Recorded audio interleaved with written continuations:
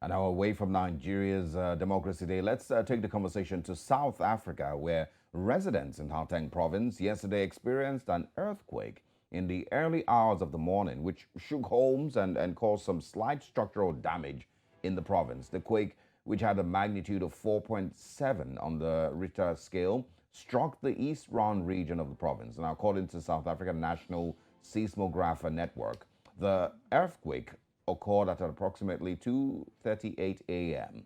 and was significantly more intense than other recent tremors. The U.S. Geological Survey, USGS, also announced the incident, saying the earthquake had a preliminary magnitude of 5.0 and struck about 10 kilometers below the surface. Residents in Gauteng described the shaking as intense, with alarms sounding and items falling off shelves. Videos of the event were widely shared on the internet. Joining us now this morning to discuss this is Professor Ray Durham from the School of Geoscience at the University of Witwatersrand. Good morning, and thank you very much for joining us. Good morning. It's good to be with you. Thank you. All right, Professor, it's not a very pleasant report to give this morning about the tremors, but do we have an idea what exactly caused this tremors in Johannesburg? Yes, we have, in fact, a very good idea because in South Africa, we've got a long history of deep mining. And this earthquake happened in an area which has been extensively mined for over a century. Mining has largely stopped as the gold is exhausted in this region, but still earthquakes like this happen from time to time. 20 or 30 years ago, a fault earthquake would happen in this region every week. Now it's perhaps every year or two. But still, this is very much related to mining activities that have taken place. This mine was once the deepest mine in the world, over 3.5 kilometers deep. Oh, well, Professor, let's also talk about how, regularly these things happen in South Africa. A lot of, Nigerians, I'm sure, would say, oh, earthquakes, natural disasters in Africa, not very common. And so is this a regular occurrence in South Africa? And do we get to see these things happen maybe every year? The natural earthquakes that we have, which are due to the movements of our tectonic plates, they are quite unusual to have a large event like this.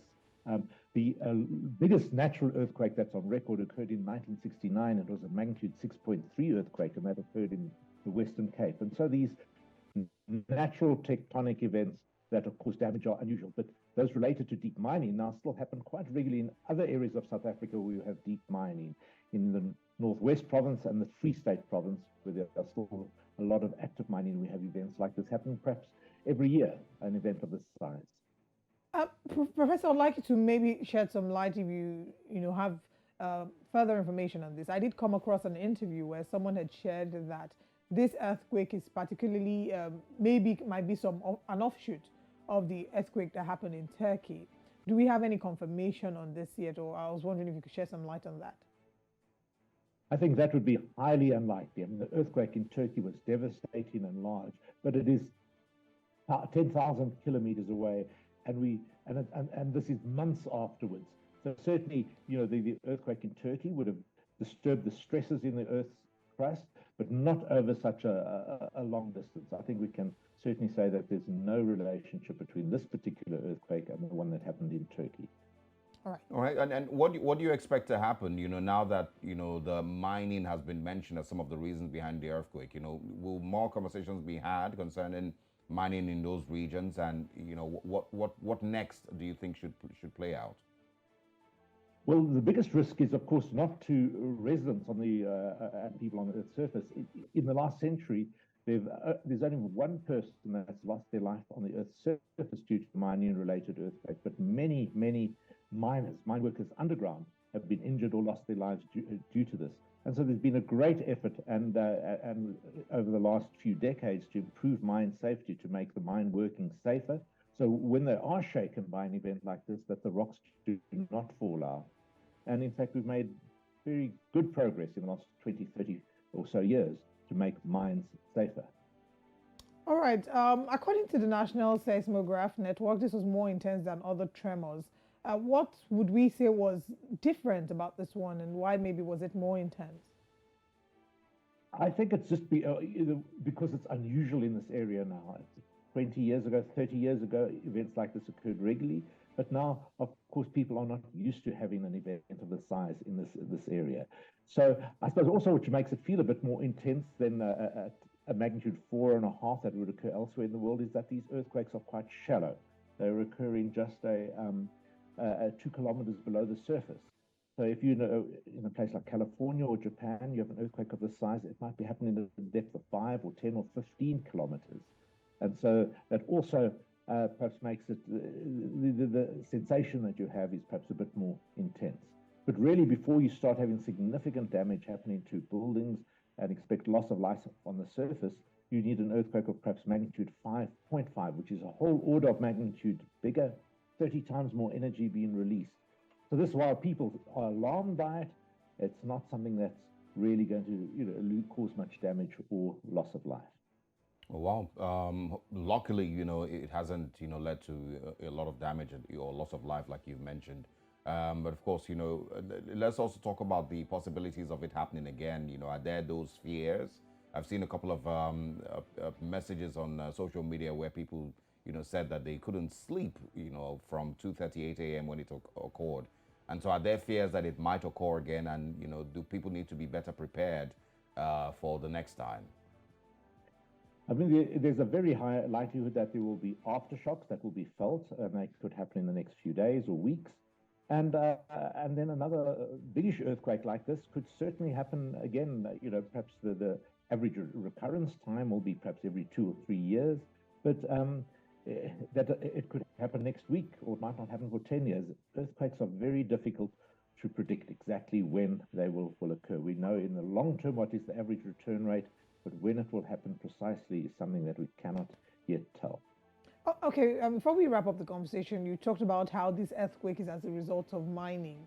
How intense, or what are the risks that these earthquakes, or the potential fact that it might reoccur? What risk does it pose for these miners, especially when some of them might even be underground should this earthquake happen? And what is the take of insurance as regards when there might be loss as a result of the earthquakes in South Africa? Yeah, on all our deep mines where we have men going and women going underground daily, we have mine recording systems on, seismic recording systems that monitor the seismicity continuously. So if there's any unusual trend in the seismicity that indicates greater risk, the workforce will not go into that working place. But of course, the real effort is to prevent rather than, we can't predict them, so we need to prevent the damage taking place. And so it's to make sure our support systems are in place, our escape ways are in place, our medical rescue teams are there to be mobilized at a moment's notice. So it's really to deal with the circumstance. With regard to insurance, well, it's really up to, I suppose, the household to ensure that they have a valid insurance policy. And often it's important for people to inspect the fine, you could say the fine print as always, because a policy might, let's say, only cover natural earthquakes, but if it is due to, let's say, mining activity, then the insurers might say, well, that's excluded from the policy. You need to make your claim against the mining company, and that becomes perhaps a bit difficult. So it's important to make sure that you're insured adequately in this way. But it's also important, and this is the information that we do, is to identify the levels of ground shaking and build your structures accordingly so that they can withstand shaking. It's important to look at your near-surface geology, that you're not built on soft soils, because that amplifies the ground motion, to make sure your foundations are secure and to so that it can withstand this type of movement. All right. Professor Ray Durham, thank you so much for your time this morning and for explaining and breaking it down for us. We wish the people in Gauteng the very best, and we look forward to speaking with you again. Thank you very much indeed. Absolutely.